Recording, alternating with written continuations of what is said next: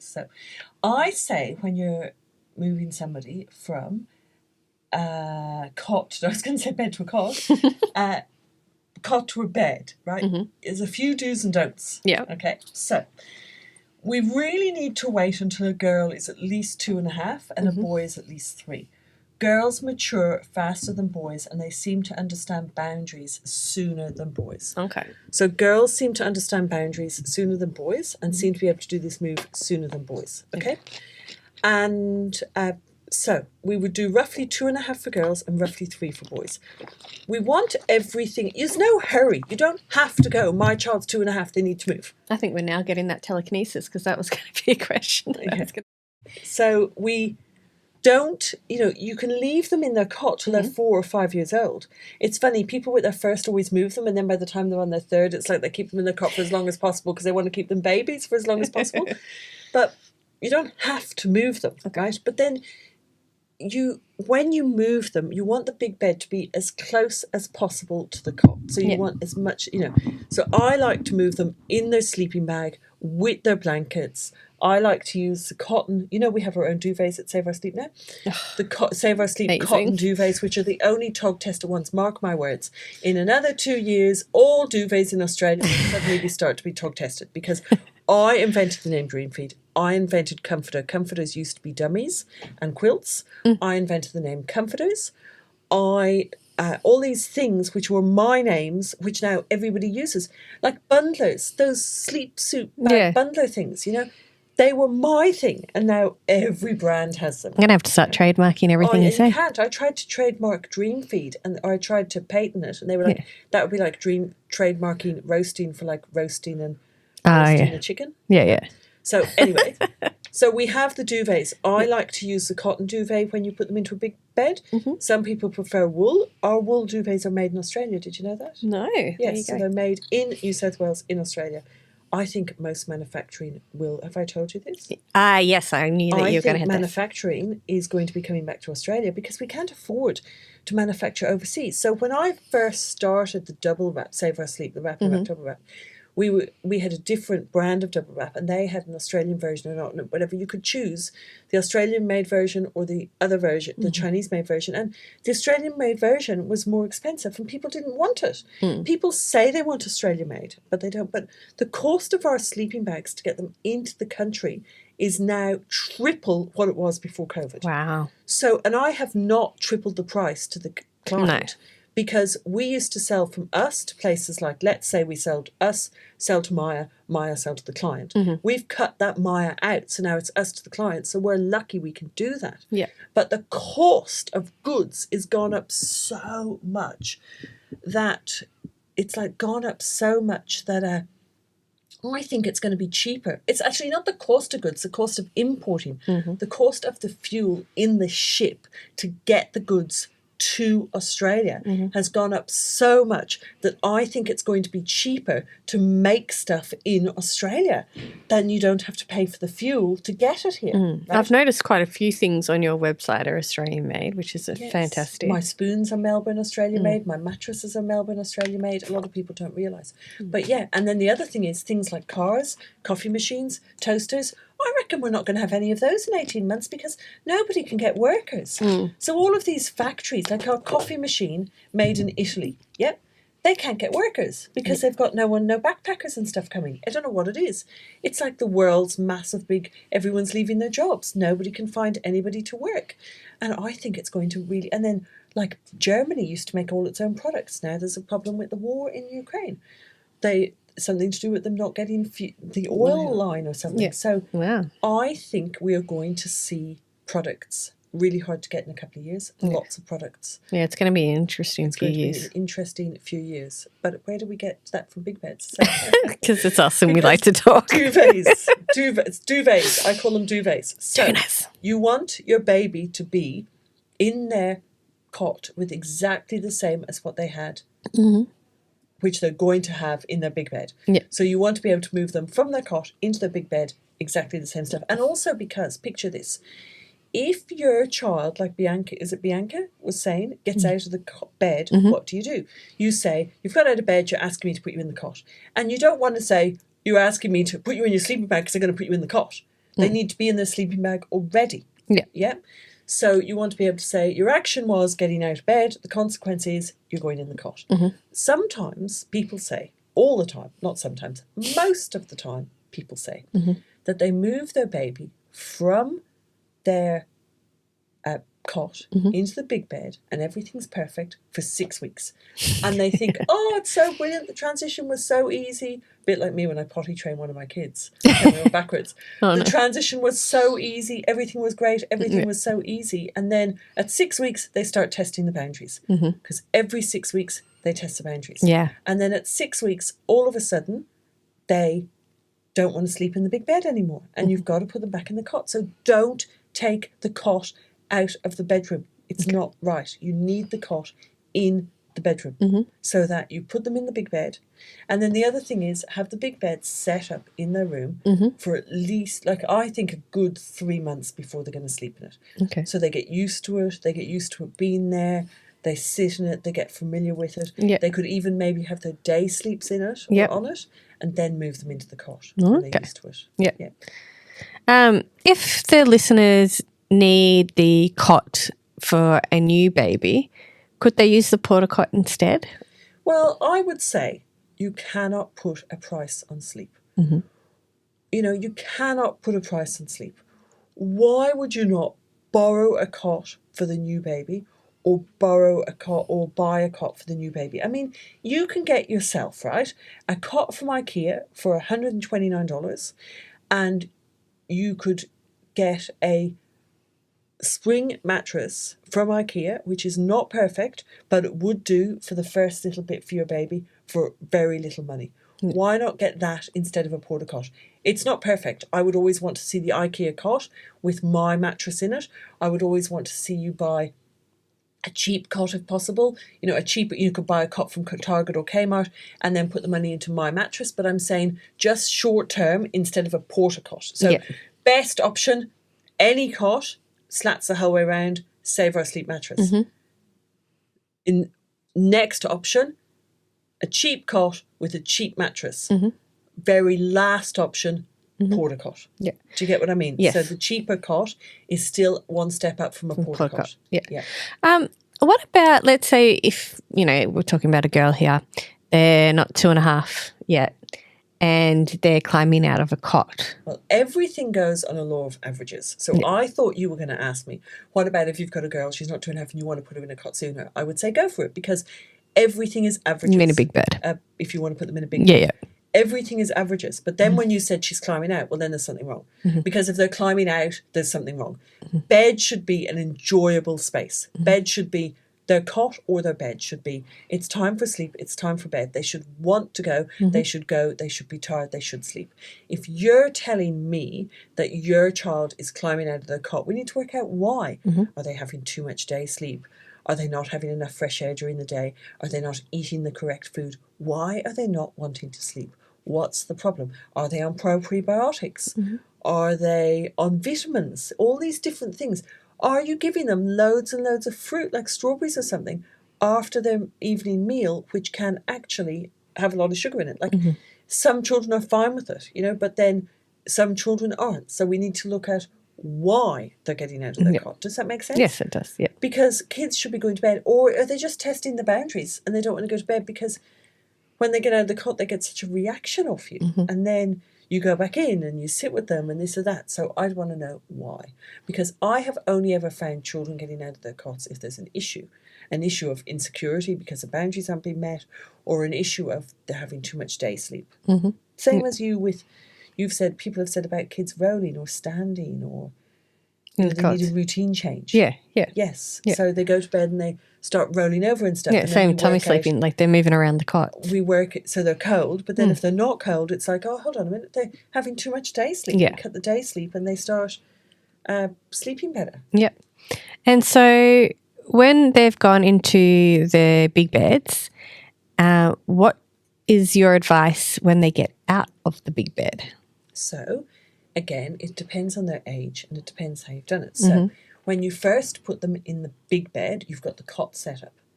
And if they normally sleep in it. If they don't sleep in it and they're getting up straight away, they're not ready for it. You need to go back to the cot. Okay. Yep.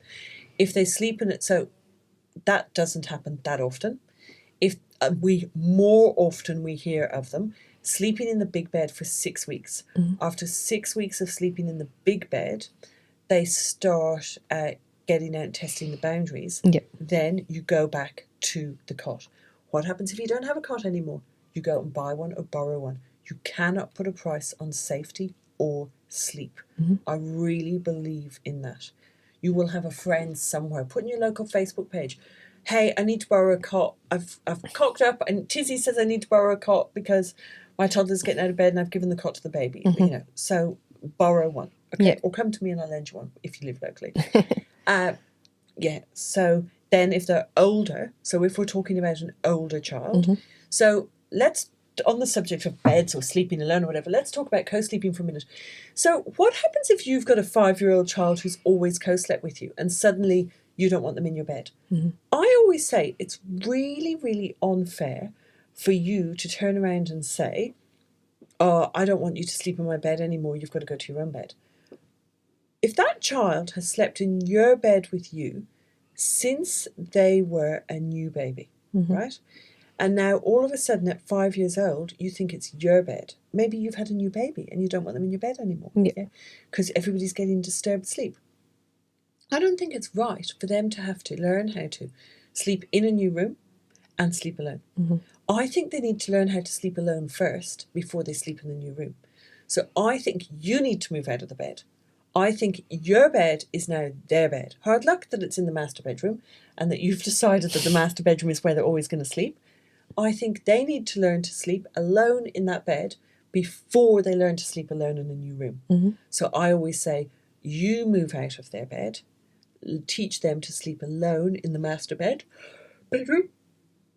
Once they've learned to sleep alone, then do something really special like a reward system where they've got their new bedroom, it's all been set up, they've chosen their own duvet cover, reward system where they, if they stay in bed for this amount of time, they get this reward. If they stay, stickers, whatever, reward system in their new room. But they've learned to sleep in your room first. Does that make sense? Yeah. If they're at an age where they go to bed in their own bed and they're a night wanderer, so they go to bed in their own bed and then they get up in the middle of the night and they come into you and they say, Mummy, I'm awake. And then you get up and then you bring them back to their bed and this goes on all night. That's what I say. It reaches a point where you say, no, Mummy needs her sleep. You need to go and put yourself back to bed. No, Mummy needs her sleep. I'm not coming and doing this now. And you put them out of your room and you shut the door. So they come find you. You've got to make sure the house is safe. You've obviously got to have a listen and keep an eye on them from the door. Maybe even get one of those really simple Google cameras, which aren't that expensive, that you can put up in the hallway and watch them. But you go, no, Mummy says it's, no, Mummy or Daddy need their sleep. You need to go to bed. And you put them out, you shut the door. A lot of the time, especially little girls, they will yell and shout and scream outside the door. And then they will give up and either go back to bed, or on the odd occasion, you'll find that they lie down and go to sleep outside your door. That's fine. It gets less each night. And they need to learn to sleep in their own bed. Or else, if you want to co-sleep, take them into bed with you. But if you don't want to co-sleep, this is how you fix it. Great. Is there any other tips and tricks that you have for big beds? Well, big beds, it's very important that you buy a bed rail. So I had on my website Linden ones, but most people in Australia seem to get king single beds, which they don't fit. Lots of people get king single beds. Have your kids got king single beds? Now, they actually started in doubles initially because I thought if they're going to roll, they've got space to roll. So it's interesting what beds people have. So we no longer have them, and we might have a couple left, but we had the Linden bed rails, which are really good. Because you've got to make sure that the bed rail, that the side goes the whole way under the mattress. Because otherwise they can fall down between the bed rail and the side of the bed and get trapped. So I have never really used bed rails. I've been more inclined to put my baby's children's beds against a wall. And they're not, most kids don't fall out. It's very unusual for them to fall out of bed. For some reason they don't. No, I found with my sauce baby, Save Our Sleep babies, got it that time, they actually just stayed on their backs, as they got older, they became a bit more like octopuses. And but they don't tend to fall out. No. So people all worry about their baby going from a cot to a bed and they're going to fall out, but it's not a big thing that we see. Can you please let us know if we're wrong, if your children fall out of bed? Because I very rarely see or hear from people saying, my child falls out of bed every night. Yeah, no.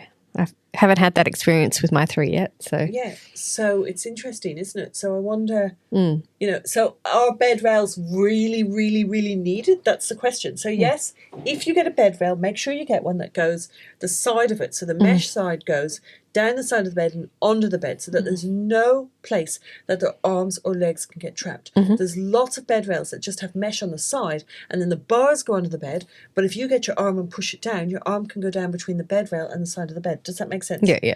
So you don't want a bed rail that's not safe. Okay? Yeah. And my first pillow, really important to have a really flat pillow. I think ours is the only one in the market that's like a really flat one, but fits in a standard pillowcase. Yeah. So you want, but they don't have to have a pillow. You can move them from the cot into a big bed with no pillow. That's perfectly acceptable. Would you ever put a pillow, for a toddler, would you ever put the pillow in the cot? It depends on the age and stuff. So the reason why we don't put a pillow in a cot is because children can use a pillow to stand on as a step to get out of the cot. So it makes it dangerous. Yeah. Our pillows would be safe with a child in a cot if they got it over their face or ended up face down in it because of the way we've made it. But they could use it to stand and climb out. Now, when I say safe, I mean for a child over 2. Yeah. So, yes, you could use my first pillow in your cot for a child over 2. But the reason we say not to is because if the child stands up, they can use the pillow as a step to get out of the cot. Yeah. Right? But if you know your child and your child doesn't stand up, then, yes, you could use the pillow earlier in the cot. But most kids don't need a pillow. Yeah. So why would you introduce it if they don't need it?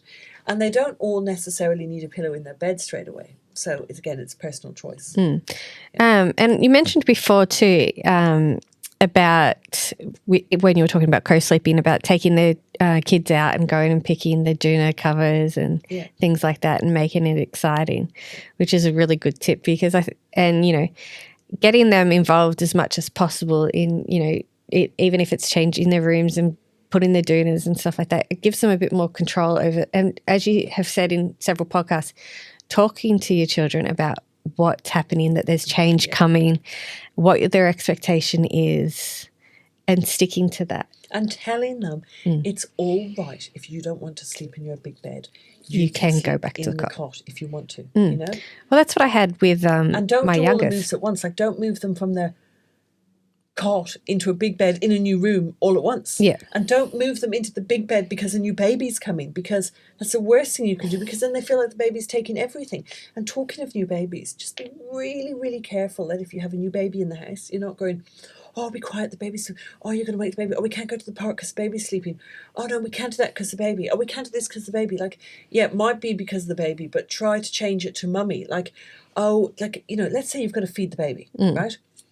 Say, oh, we can't go to the park just now because mummy's boobs are very full of milk and they're a little bit sore. I need to feed the baby to make my boobs feel better. So then you're feeding the baby the toddler thinks that you're feeding the baby to make you feel better. You're not, the baby is helping you. So the baby is helping you to feel better. You're not sitting down to give the baby all the attention. Yeah. I know it's a tiny little thing to say, but if you change the words around it, it changes their opinion, Yeah. So, we'll be able to go to the park for longer if mummy doesn't have as much milk in her breast. So I'm going to feed the baby, empty my boobies, then we're going to go to the park. Yeah. Positive. I'm going to feed the baby, empty my boobies, then we're going to go to the park, Or I'm going to feed the baby, empty my boobies, and then we're going to do jigsaw puzzles. Like, exciting, good. It's a good thing. It's not, oh, sorry, Fred, mum's got to feed the baby again because the baby's hungry and I might play with your jigsaw puzzles after I feed the baby. Like, that's just so negative for the toddler. Yeah. And that's probably how you're feeling, especially if you've just had a C-section or you've just given birth and you're sore, you're bleeding, or, you might want to act like that. Yeah. But try to be positive because these early weeks will pass really quickly and then it'll be good again. Yeah. Oh, my goodness, I've forgotten in my brain, but it will come back to me. So we're talking about quilts, choosing the raw quilt covers, giving them a bit of a, even if you're someone who doesn't necessarily want to take them into a shop and say, choose any quilt cover, have two. Yeah. Bring home two that you like, because you need two. You need one for the wash and one for the bed. Bring home two that you like and say to them, here's these two quilt covers. Which one would you like? This one or this one? Yeah. Let them pick which one to put on. Yeah. Or which way do you want it? This way up or this way up? Yeah. So Kieran's got a beautiful one at the moment with all the elephants on it. Have cute. you seen it? No. All the ballerina elephants and dancing elephants and stuff. And then one side's that, but then you turn it over and the other side's mustard with white flowers. Oh my goodness, Emma would love that. Oh, Emma would absolutely. Emma would die for this. How have you not seen Kieran's duvet cover? I don't know. Oh, I took a photo of it the other night because I dyed a blanket. My rainbow blankets? Yeah. I took a photo of it the other night because the rainbow blanket, by absolute coincidence, matches the duvet cover perfectly. Oh, it's the wrong duvet cover. Oh, no, I just went and found it and it's the wrong one. I'm showing, I don't know if you guys can see that. Can they see it in the camera? Probably not. But, I'll have to a little bit. Picture. I'll have to zoom in. I'll have to put a picture on Instagram. But so we dyed it, but doesn't that match perfectly, the colour? Yeah, look, isn't it? But look, could you have got the colour any more perfect? Yeah. Because we dyed it if you wanted to, but I've got to find you the other. I've got to find you the other duvet cover because it's absolutely beautiful. Right, let's take a reader's question. Okay. I think we've covered enough on... So what I was going to ask is, in the big bed, you recommend keeping the sleeping bag. At what age would you? At least 6 months. Keep it for at least 6 months. Keep this big sleeping bag for at least 6 months in the big bed. Yep. You've also, I don't know if you still have them, but they're sleep suits. Do you still have? Yes. So the sleep suits you use when they're older and they're walking about. Okay. So when you think that they're older and they've got the sleep suits, they're older, they're getting up, they're walking about. The sleep suits are more for it keeps them warm in bed, but it's more for when you want them to be able to get up and maybe come downstairs and have their breakfast in the sleep suit and so on. Yeah. Although lots of children learn how to walk perfectly in their sleeping bags. Yeah, it's kind of like the sleep suits are older when they're no longer in the sleeping bag and they're kicking their blankets off. Almost so like a dressing gown. Yes, but also they wear them in bed because they're no longer in the sleeping bag, but they're kicking all their blankets off. Yeah. So that makes a big difference. And we will catch you again soon. Bye, guys. See ya. You have been listening to the Save Our Sleep podcast, brought to you by the International Baby Whisperer Proprietary Limited. You will find more information about the Save Our Sleep philosophy, products, support, and how to watch the mini clips that accompany this podcast at saveoursleep.com. You may find the Save Our Sleep social media accounts by searching Tizzie Hall on Instagram, Facebook, or Twitter. Please subscribe to my YouTube channel for all my how-to videos and to watch the podcasts. If you enjoyed the podcast, please rate it and share it with your friends. I would like to thank Kylie Szabo for co-hosting, Fundamental Studios Geelong for their amazing recording studio, Nick Dale at Primer Films for this production, and most of all, you, the listeners. Without you, there would be no reason for this podcast. Please enjoy, stay safe, and Kylie and I will look forward to chatting with you again soon.